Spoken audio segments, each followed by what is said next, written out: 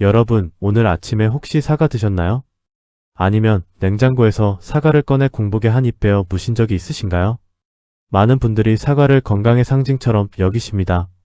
하루 한 개의 사과는 의사를 멀리하게 한다는 말 한 번쯤 들어보셨을 겁니다. 그런데 오늘 저는 여러분께 충격적인 사실 하나를 말씀드려야 할 것 같습니다. 사과가 어떤 사람들에게는 독이 될 수 있다는 사실 알고 계셨나요? 믿기 어려우시죠? 저도 처음 이 연구 결과를 접했을 때 도저히 믿기지 않았습니다. 하지만 이건 과학이 증명한 사실입니다. 특히 아침 공복 상태에서 사과를 드시는 분들, 오늘 이 영상은 반드시 끝까지 보셔야 합니다. 자신이 해당되는지 반드시 확인하셔야 하거든요. 오늘 영상에서는 공복에 사과를 먹으면 절대 안 되는 사람의 특징을 구체적으로 알려드리고 왜 그런지 과학적인 이유도 상세하게 설명해 드리겠습니다. 그리고 사과를 가장 효과적으로 먹는 시간과 방법도 함께 공개해 드릴 테니 끝까지 함께 해주세요. 우선 사과가 왜 이렇게 오랫동안 건강식품으로 사랑받아 왔는지부터 짚어보겠습니다. 사과에는 비타민C, 식이섬유, 폴리페놀, 칼륨, 그리고 다양한 항산화 성분들이 풍부하게 들어있습니다. 실제로 전 세계 영양학자들이 극찬한 수십 년간의 대규모 연구에서 사과를 꾸준히 먹는 사람들은 그렇지 않은 사람들에 비해 심혈관 질환 위험이 무려 37% 낮은 것으로 나타났습니다. 또한 장 건강 개선, 혈당 조절, 면역력 향상에도 탁월한 효과가 있다는 것이 반복적으로 확인된 사실입니다. 그런데 문제는 바로 여기서 시작됩니다. 사과가 이렇게 좋은 과일인데 왜 어떤 사람들에게는 독이 된다는 걸까요? 핵심은 사과를 언제, 어떤 몸 상태에서 먹느냐 하는 것입니다. 특히 아침 공복 상태, 즉 아무것도 먹지 않은 빈속에 사과를 먹었을 때 우리 몸 안에서 어떤 일이 벌어지는지를 알게 되시면 아마 여러분도 오늘부터 식습관을 바꾸고 싶어지실 겁니다. 사과에는 말산, 구연산, 클로로겐산이라는 세 가지 강력한 유기산이 들어있습니다. 건강한 사람이 식사 후에 사과를 먹으면 이 유기산들이 소화를 도와주고 영양소 흡수를 극대화시키는 훌륭한 역할을 합니다. 그런데 빈속의 유기산들이 그대로 위장에 쏟아지면 어떻게 될까요?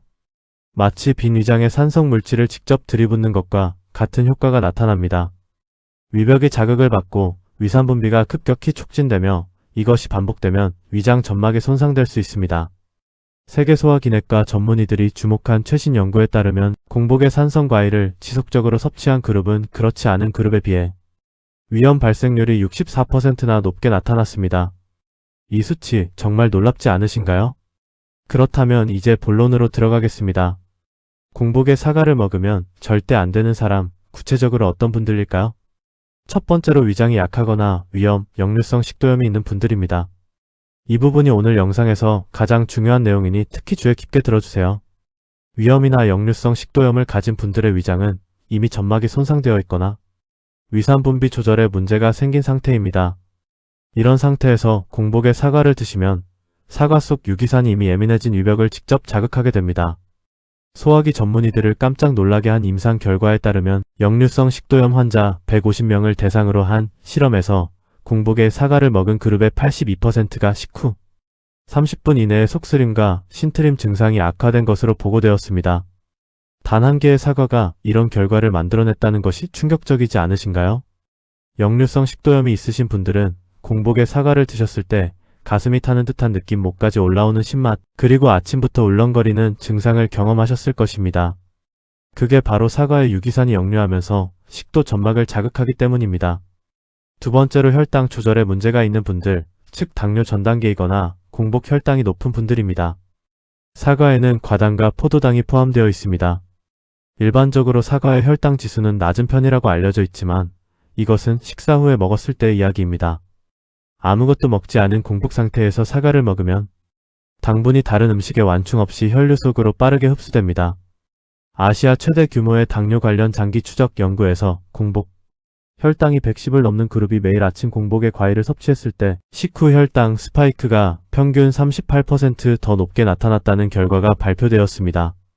혈당이 이렇게 급격히 오르내리는 것이 반복되면 인슐린 저항성이 높아지고 이것이 바로 당뇨병으로 가는 지름길입니다. 아직 당뇨 진단을 받지 않으셨더라도 공복 혈당이 신경 쓰이신다면 오늘부터 당장 아침 공복 사과 습관은 멈추셔야 합니다. 세 번째로 과민성 대장 증후군이나 잦은 폭부 백만감을 가진 분들입니다. 사과에는 프럭탄과 소르비톨이라는 성분이 들어있습니다. 이 성분들은 소장에서 잘 흡수되지 않고 대장으로 이동해 장내 세균에 의해 발효되는 특성이 있습니다. 건강한 사람에게는 이 발효 과정이 유익한 장내 환경을 만들어주는 역할을 합니다. 하지만 과민성 대장 증후군을 가진 분들에게는 이야기가 완전히 달라집니다. 발효 과정에서 발생하는 가스가 장을 과도하게 팽창시키고 경련을 유발하면서 복통과 설사 혹은 심한 변비를 일으킬 수 있습니다. 특히 공복 상태에서는 위장관 전체가 비어있기 때문에 이 자극이 훨씬 강하게 전달됩니다. 유럽의 저명한 소화기 연구팀이 진행한 임상 결과에 따르면 과민성 대장 증후군 환자의 71%가 공복에 사과를 먹은 후 2시간 이내에 복부 불편감이 현저히 심화된 경험을 보고했습니다. 혹시 아침마다 사과를 드신 후 배가 꾸르륵거리고 화장실을 급하게 찾게 되거나 반대로 배가 돌덩어리처럼 무거워지는 느낌이 드신 적이 있으신가요? 그렇다면 이미 사과가 여러분의 장에 맞지 않는다는 신호를 보내고 있는 것입니다. 네 번째로 신장 기능이 저하된 분들입니다. 사과에는 칼륨이 풍부하게 들어있습니다. 칼륨은 정상적인 신장 기능을 가진 분들에게는 혈압을 조절하고 심장 건강을 지키는 데 없어서는 안 될 중요한 미네랄입니다. 그런데 신장 기능이 떨어진 분들에게는 상황이 반대로 뒤집힙니다. 건강한 신장은 과잉 칼륨을 소변으로 걸러내지만 기능이 저하된 신장은 이 역할을 제대로 하지 못합니다. 그 결과 혈중 칼륨 농도가 위험한 수준까지 올라가는 고칼륨 혈증이 발생할 수 있습니다. 고칼륨 혈증은 심장 부정맥을 유발할 수 있는 매우 위험한 상태입니다. 신장내과 전문의들이 강력히 경고하는 사항 중 하나가 바로 이것입니다. 신장 기능이 정상의 60% 이하로 떨어진 분들은 하루 칼륨 섭취량을 엄격히 관리해야 하며 특히 공복에 칼륨이 풍부한 음식을 드시는 것은 매우 주의가 필요합니다. 사과 한 개에는 약 195mg의 칼륨이 들어있는데 이것이 공복 상태에서 한꺼번에 흡수되면 혈중 칼륨 농도에 급격한 변화를 일으킬 수 있습니다. 혹시 만성 콩팥병 진단을 받으신 분이 계시거나 혈액투석을 받고 계신 분이 주변에 계신다면 오늘 이 내용을 꼭 공유해주세요. 이것은 단순한 건강 팁이 아니라 생명과 직결된 중요한 정보입니다. 다섯 번째로 치아가 약하거나 치아 부식증이 있는 분들입니다. 이 부분은 많은 분들이 의외라고 느끼실 수 있는데요. 사실 치과 전문의들 사이에서는 이미 잘 알려진 사실입니다. 사과의 유기산, 특히 말산은 치아 범랑질을 녹이는 성질이 있습니다.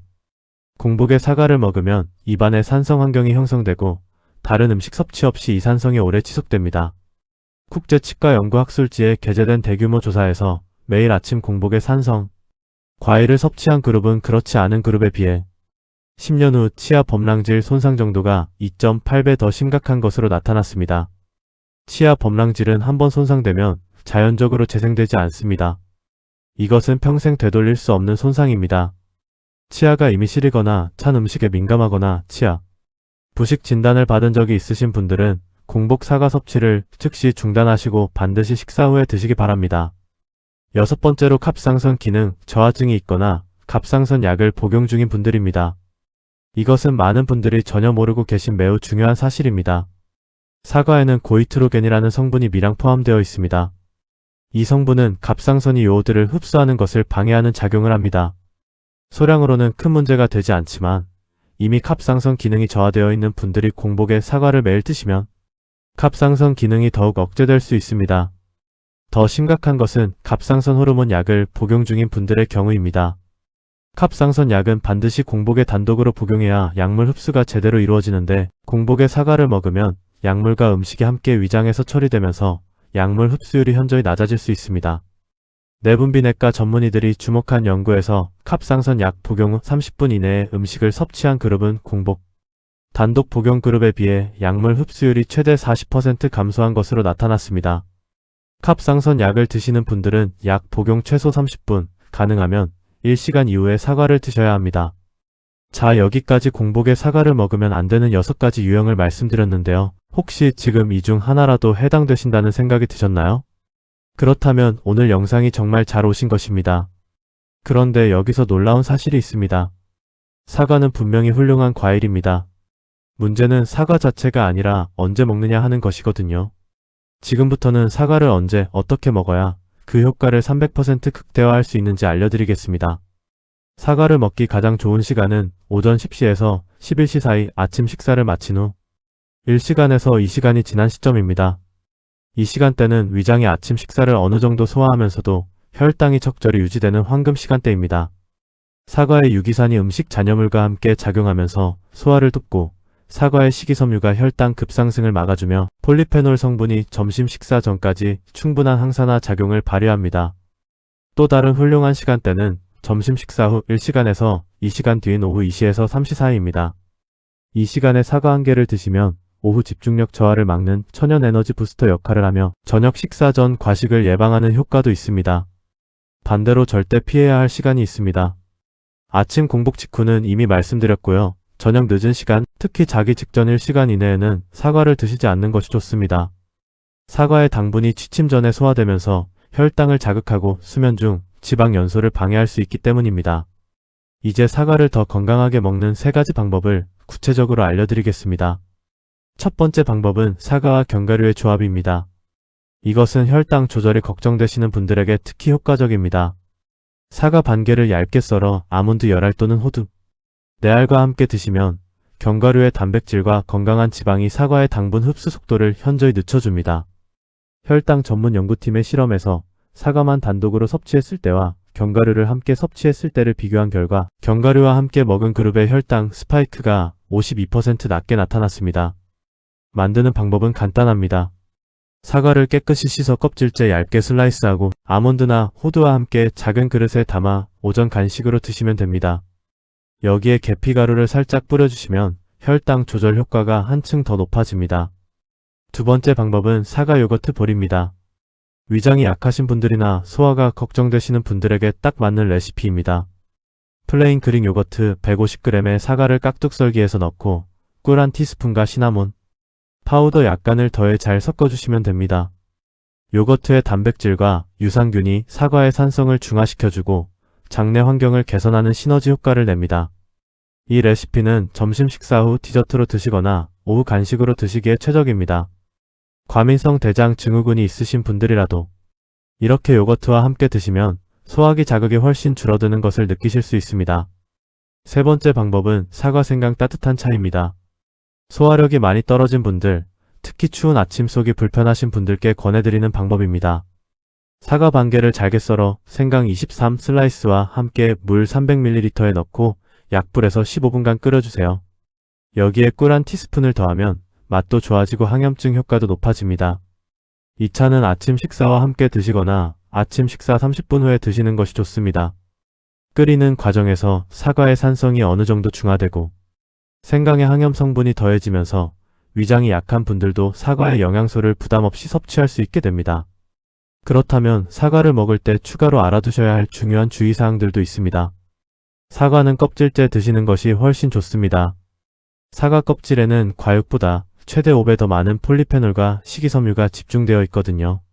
하지만 껍질째 드실 때는 반드시 흐르는 물에 30초 이상 꼼꼼히 세척하시고 가능하다면 베이킹소다 물에 5분간 담갔다가 씻어내는 것이 좋습니다.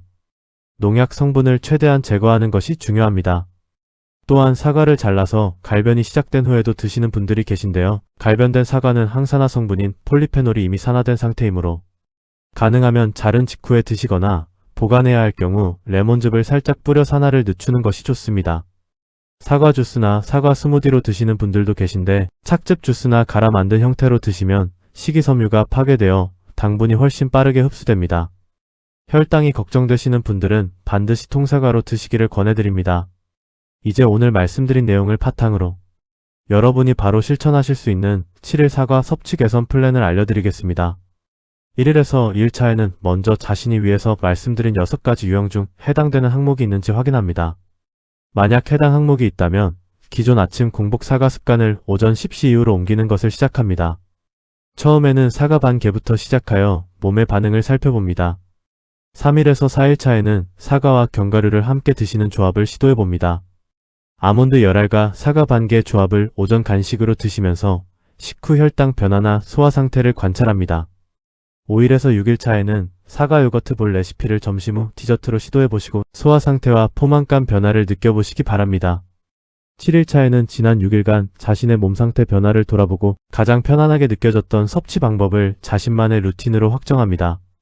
이렇게 단 일주일만 실천하셔도 아침 위장 불편감이 줄고 오후 에너지 유지가 훨씬 안정적으로 바뀌는 것을 느끼실 수 있을 겁니다.